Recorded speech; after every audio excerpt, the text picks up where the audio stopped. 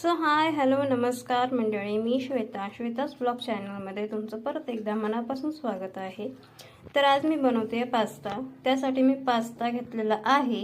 घेतले मी 3 कांदे चिरलेले बारीक आणि इथं एक टोमॅटो घेतलेला बारीक चिरलेला। इथं आहे हा पास्ताचा मसाला आहे, ही घरची चटणी आहे, चवीनुसार मीठ आहे आणि इथं हळद आहे।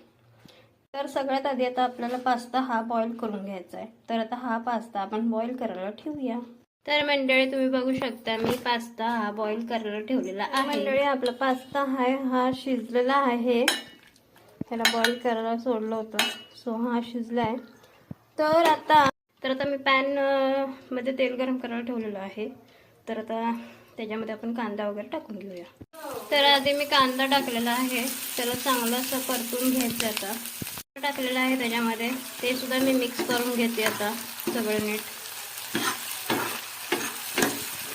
सो आता मी हे सगळे मसाले याच्यात टाकून देते। सो आता पास्ता टाकते मी त्याच्यामध्ये आणि हलवून मी मिक्स करून घेतलेला आहे पास्ता।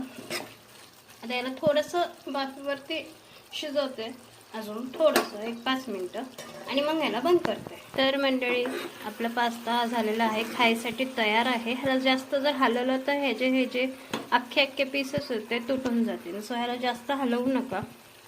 सो व्हिडिओ कसा वाटला नक्की सांगा, आणि चॅनलवरती नवीन असाल तर प्लीज सबस्क्राईब करा चॅनल माझं। तर आता पुन्हा भेटूया पुढच्या व्हिडिओमध्ये, तोपर्यंत बाय।